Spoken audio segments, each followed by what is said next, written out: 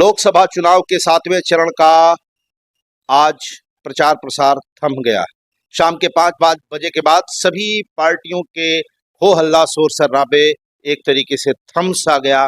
अब अंदरूनी social media, bye telephone, via internet प्रचार प्रसार जिसको जो करना है करेगा।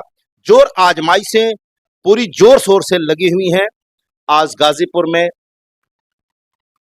तीनों उम्मीदवार के बारे में बात करें। भारतीय जनता पार्टी से पारसनाथ राय, समाजवादी पार्टी से अफजाल अंसारी और बहुजन समाज पार्टी से डॉक्टर उमेश सिंह मैदान में हैं। ताल ठोक रहे हैं। देखना है कि गाजीपुर का सियासत कहां जाता है, क्या कहता है। नमस्कार, मैं विद्यासागर उपाध्याय, आप देख रहे हैं यूपी टाइम्स। इस कड़ी में आज हमारे साथ बहुजन समाजवादी पार्टी के उम्मीदवार, लोकसभा उम्मीदवार डॉक्टर उमेश सिंह मौजूद हैं। आइए उनसे कुछ बातचीत करते हैं। सबसे पहले तो आपका हार्दिक स्वागत और अभिनंदन करता हूं। धन्यवाद आपको। लोकसभा का आज प्रचार प्रसार थम सा गया। 48 घंटे बाद वोटिंग होनी है। क्या लगता है गाजीपुर के मतदाताओं पर जो आपके पक्ष में हो, एक प्रकाश डालें। दो तरह के वोट होते हैं किसी भी लोकसभा में, कहीं भी देश में। आधे वोट 50% वोट कमिटेड होते हैं दलों के प्रति। वो तमाम पार्टियां उसमें होती हैं, सपा, बसपा, भाजपा, कांग्रेस, सुभाषपा, जो जिसका भी नाम है। आधा वोट फ्लोटिंग होता है, उनका किसी दल से कोई मतलब नहीं होता है। वो चुनाव के समय विचार करते हैं और कई कसौटी पे, वो 5 कसौटियां होती हैं जिसपे 10-10% उनका वो नजरिया होता है। 10-10% कह सकते हैं कि वो वोट शेयरिंग होता है अलग अलग, जो आधे वोट होते हैं। कुछ जो सीधे संपर्क में होते हैं वो संबंधों पे वोट देते हैं। इसमें हम सबसे मजबूत हैं क्योंकि हमारे साथ आंदोलन किए हुए लड़के, हमारे साथ बनारस हिंदू यूनिवर्सिटी में पढ़े हुए लड़के, लखनऊ यूनिवर्सिटी में पढ़े हुए लड़के और छात्र आंदोलन से जुड़े रहने के कारण, तमाम विश्वविद्यालयों में जाने के कारण मेरे सीधे संपर्क में हर गांव में 40 से 50 लोग सीधे संपर्क में हैं। तो एक लाभ ये मिल रहा है। उसके बाद जनता क्षेत्रीयता देखती है, वो भी मुझे लाभ मिल रहा है। पूरे 10-20 किलोमीटर के रेंज के लोग मुझे बिल्कुल अपना समझ रहे हैं, हर जाति धर्म सब। वैसे तो आप कहें तो पूरे जिले के लोगों ने जिस तरह से हम नए प्रत्याशी होने के बाद मुझे हाथों हाथ उठा लिया, 1-1.5 महीने में पूरे जिले में जो लोगों के बीच में चर्चा है कि सबसे योग्य प्रत्याशी है, बाकी दोनों माफिया हैं, 2 अलग अलग क्षेत्रों के। तो यही मेरी बड़ी उपलब्धि है। जो सम्मान, जो प्यार, जो समर्पण जिले की जनता ने मुझे दिया है, बहुजन समाज पार्टी के कार्यकर्ताओं ने मुझे दिया है, यहाँ के अधिवक्ता समाज ने मुझे दिया है, यहाँ के शिक्षक समाज ने मुझे दिया है, जिस तरह के व्यापारी समाज ने, तमाम अधिकारियों में भी लोग मेरे यूनिवर्सिटी के पढ़े हुए हैं। आप किसी भी विभाग में देखेंगे तो 10% लोग बीएचयू वाले हैं। बीएचयू के बारे में बात करें और शिक्षक संस्थान के बारे में बात किया आपने। व्यापारी वर्ग और तमाम तरह के जो वर्ग हैं इस समय कार्यरत हैं गाजीपुर में और एक्टिव मोड में है। इनमें से पारसनाथ राय जी भी आते हैं बीएचयू से और अफजाल अंसारी का भी अपना एक कॉलेज लाइफ रहा है। तो इन लोगों का भी अपना एक सर्किल रहा है। इनमें से आपके जो पर्सनलाइजेशन है, जहां पर पर्सनलाइजेशन के भी आपने बात किया, व्यवस्थित वोट 50% आपने कहा कि वो प्रोमिटेड वोट होते हैं, प्रोमिटेड वोट होते हैं।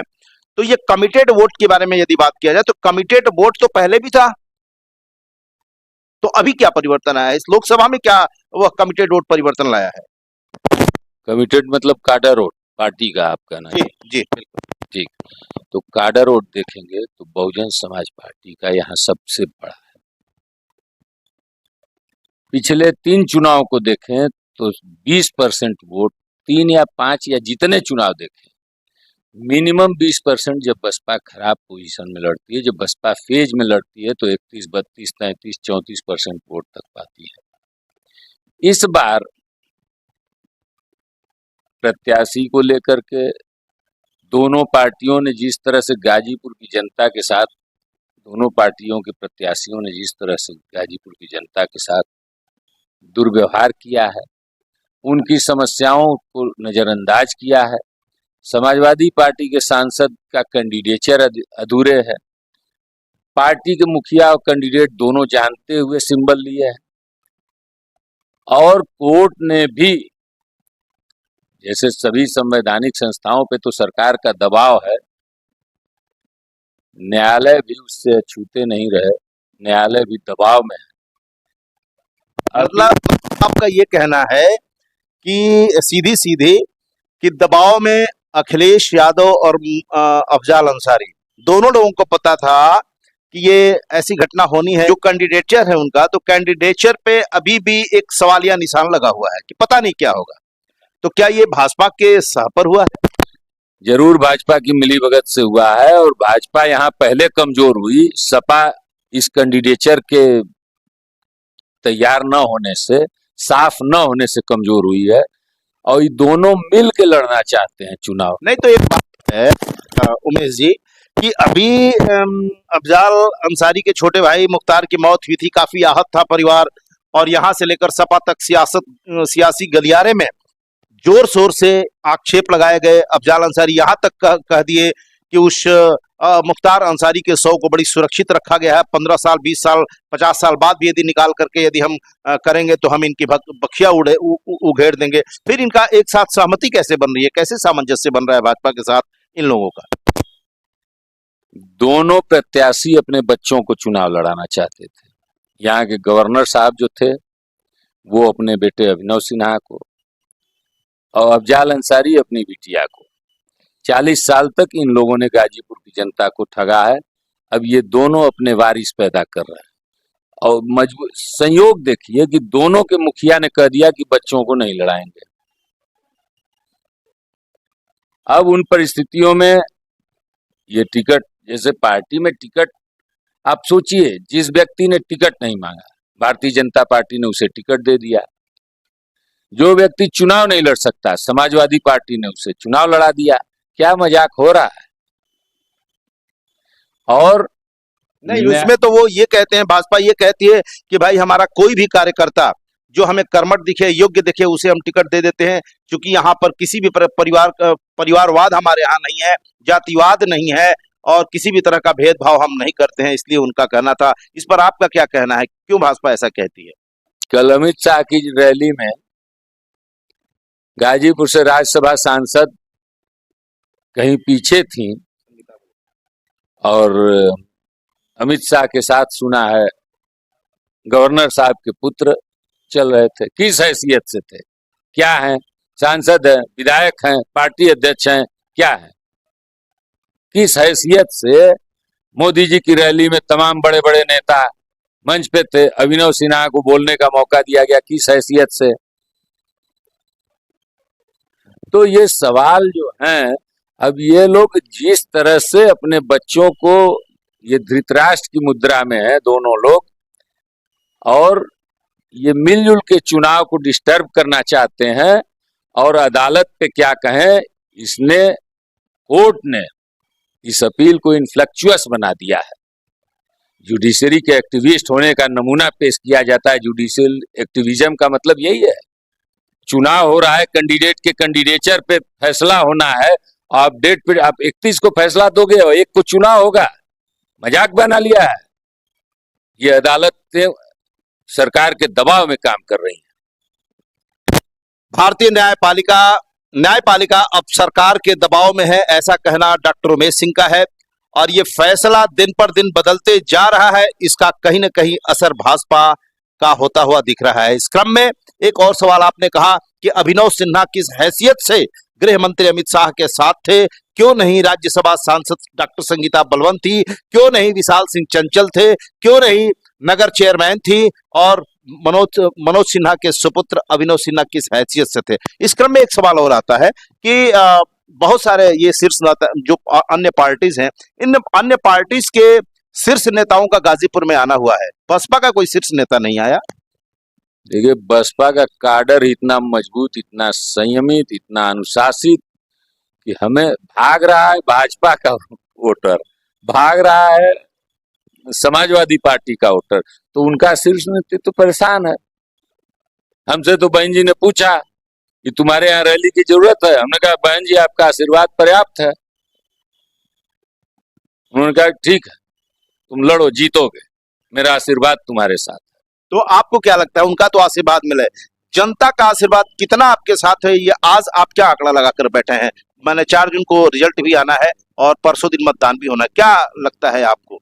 देखिए, जिस तरह से गाजीपुर की जनता ने, यहाँ के अध्यापकों ने, यहाँ के अधिवक्ता समाज ने, यहाँ के गणमान्य नागरिकों ने, यहाँ मेरे बीएचयू और तमाम यूनिवर्सिटी के पढ़े हुए छात्र और छात्र आंदोलन के साथियों ने, यहाँ बहुजन समाज पार्टी के कार्यकर्ताओं ने, यहाँ हमारे सवर्ण समाज ने, अल्पसंख्यक समाज ने, पिछड़े अति पिछड़े समाज ने जिस तरह से हाथों हाथ उठाया, 1.5 महीने में लोकसभा का चुनाव में सीधे सीधे लड़ने आया, मुझे कहने में गुरेज नहीं कि मैं टिकट लेके मैदान में आया हूँ, और 1.5 महीने में चुनाव जिस ढंग से जनता ने हाथों हाथ उठा दिया है, एक नहीं 1000 बार सलाम करता हूँ गाजीपुर की जनता को और धन्यवाद देता हूँ, और उनके मत के प्रति मैं आश्वस्त हूँ। चुनाव तो परिणाम सब कुछ मेरे सामने है, बस गणना बाकी है। गणना बाकी है, गणना बाकी है, लेकिन सवर्ण की चर्चा की आपने, आप आए तो सवर्ण की बात होने लगी। कितने सवर्ण आपके साथ हैं आज, जब से अमित शाह जी, नरेंद्र मोदी और योगी आदित्यनाथ का आना हुआ, तब से ऐसी माने चल रहा है हवा कि सवर्ण भी आपसे बिछड़े बिछड़े से दिख रहे हैं? ऐसा है कि अमित शाह और योगी आदित्यनाथ की अपनी अपनी खेमेबंदी है। अभी कल अमित शाह ने जो रोड शो किया, उसके पोस्टर बैनर में आप योगी आदित्यनाथ की फोटो नहीं देखेंगे। और ये जो दोनों गुजरात की लोग हैं, जो गुजरात मॉडल लेके देश में लगाना चाहते हैं, भारतीय जनता पार्टी के स्थापित नेताओं को इन्होंने बर्बाद कर दिया है। रमन सिंह हुए, शिवराज चौहान हुए, वसुंधरा राजे, अब जोगी जी का नंबर है, अगला नंबर इन्हीं का है। राजस्थान मध्य प्रदेश में सरकार बनने के बाद जिस तरह से वहां के नेतृत्व को दरकिनार किया गया, ये कोई भी राजनीतिक पंडित, राजनीतिक व्यक्ति इसको स्वीकार नहीं कर सकता है। नए नेतृत्व का मतलब क्या? नाऊ धोबी कोई आपका चपरासी बनेगा मुख्यमंत्री? जिन्होंने जो लोग मुख्यमंत्री बनाए गए हैं, कोई जमीन कब्जे आने का केस है, कोई मठ कब्जे आने का केस है, तमाम ऐसे आपराधिक धाराओं में लिप्त हैं लोग। वो आपके आरएसएस के कार्यकर्ता बताते हैं, आप उनको कुलीन और शालीन बताते हैं। भारतीय जनता पार्टी में अपराधियों की बड़ी संख्या है। जो इधर अपराधी नहीं आते उन्हें जेल में डाला जाता है, और जो उधर से इधर आते हैं उन्हें वॉशिंग मशीन में डाला जाता है। ये खेल है भाजपा का। वॉशिंग मशीन में डाला जाता है, जो भाजपा की तरफ नहीं आता है, जो आता है उसे तरजीह मिलती है, जो नहीं आता है उसे जेल भेजा जाता है, ऐसा कहना डॉक्टर उमेश सिंह का है। बट एक चीज है, आप क्या मानते हैं, आपका निकटतम प्रतिद्वंदी कौन होगा, या कोई नहीं है टक्कर? कोई मुकाबला नहीं है यहाँ, दोनों लोग अपनी जमानत बचाने के लिए लड़ लें, दूसरा तीसरा स्थान पाने के लिए लड़ लें। मुकाबला साफ है, बस गणना बाकी है।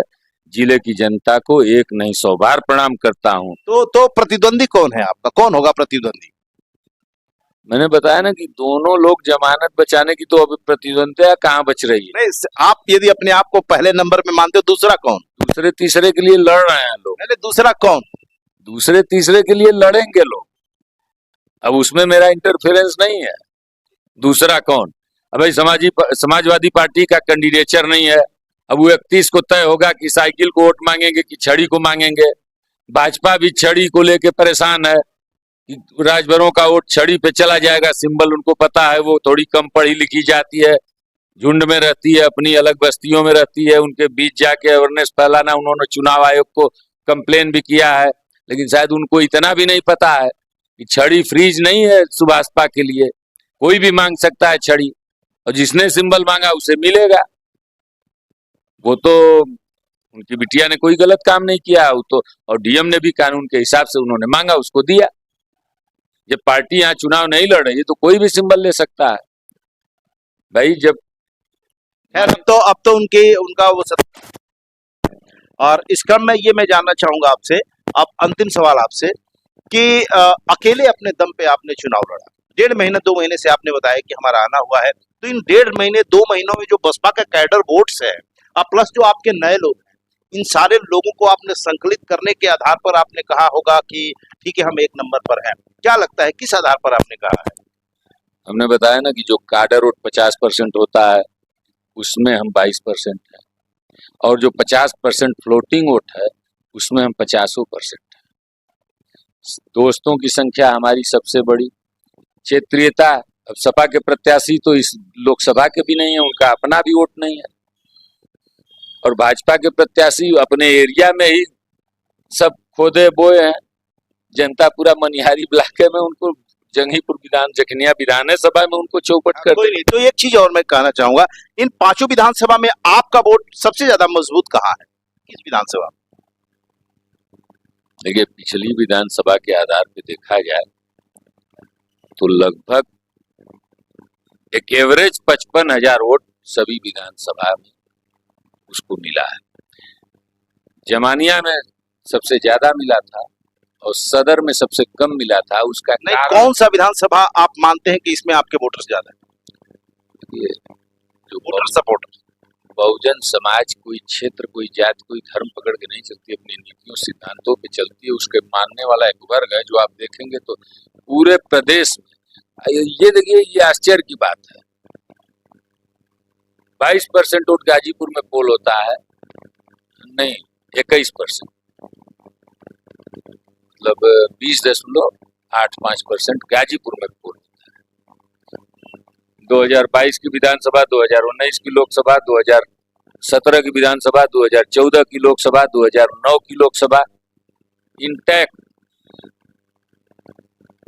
20%, 21%, 20.8%, 20.5 और 21 के बीच में हर विधानसभा में ये वोट पाई है, जो ये चुनाव जीत नहीं पाई तब। और 2019 में अलायंस हो गया तो इसका परसेंटेज फिर भी वही रहा, चूंकि आधे सीटों पे लड़ी। स्टेट लेवल पे देखा जाए तो वही 19.5% वोट पाई, और गाजीपुर में देखा जाए तो 21% वोट पाई। तो मतलब कि कौन सा विधानसभा आप मजबूत मानते हैं अपने बसपा के? देखिए, जीतने वाले प्रत्याशी का कोई एक जगह नहीं होती, वो हर विधानसभा लीड करता है। पांचों विधानसभा में एक तरफ से शुरू करेंगे। नहीं, हमारा मतलब है अभी 4 तारीख को गणना है, मतगणना तो 4 तारीख को है ना, लेकिन आज आंकड़ा आपका कौन सा विधानसभा जो है आपको लगता है कि नहीं यहाँ हमारे मतदाता ज्यादा है? देखिए, हमें ये लगता है कि जखनिया, सैदपुर और जमानिया, इस 3 विधानसभा में तो बहुत ज्यादा है। मेरा व्यापक आधार है, इसमें कोई कहीं टिकेगा नहीं। मतलब तीनों विधानसभा में आप पूरी तरह लीड कर रहे हैं, बड़े अंतर से लीड कर रहे हैं। लीड तो पांचों में करेंगे, और ये सब धराशायी हो जाएंगे। जितने भी सपा के दिग्गज हैं, भाजपा के दिग्गज हैं, सारे के सारे लोग चूंकि धराशायी होंगे और आप लीड कर रहे हैं। अपने बच्चों को लेके इन्होंने, ये जनता में इतना एक्सपोज हो गए हैं, अपने बेटा को लेके मनोज सिन्हा और जाल भाई अपनी बिटिया को लेके, कि ये लोग आंखें बंद कर लिए हैं। हुनर केवल इनके बच्चों में है, बाकी जिले की जनता नकारा है, योग्य नहीं है चुनाव लड़ने के या किसी भी। तो ये जनता देख रही है, और एक सिरे से दोनों लोगों को खारिज किया जा रहा है इस बार। दोनों, जैसे 2 गुजरात से आके, गुजरात मॉडल मैंने एक बार फिर बताया कि दिल्ली में काबिज हो गए, और वैसे ही 2 जिले के बाहर, इस संसदीय क्षेत्र के बाहर के लोग आके गाजीपुर में 40 साल से काबिज थे। अब बस दोनों के दिन आ गए। गुजरात मॉडल नहीं चलेगा। गाजीपुर में डॉक्टर उमेश सिंह का कहना है कि अब दिन लद गए हैं भाजपा के, अब नहीं दिखेगी। राजस्थान और मध्य प्रदेश जैसे जगहों में पत्ता साफ होने के बाद अब इनका गाजीपुर और उत्तर प्रदेश से भी पत्ता साफ होने वाला है, यह कहना है। इस टाइम से बातचीत करने के लिए आपका बहुत बहुत धन्यवाद। जी, शुक्रिया।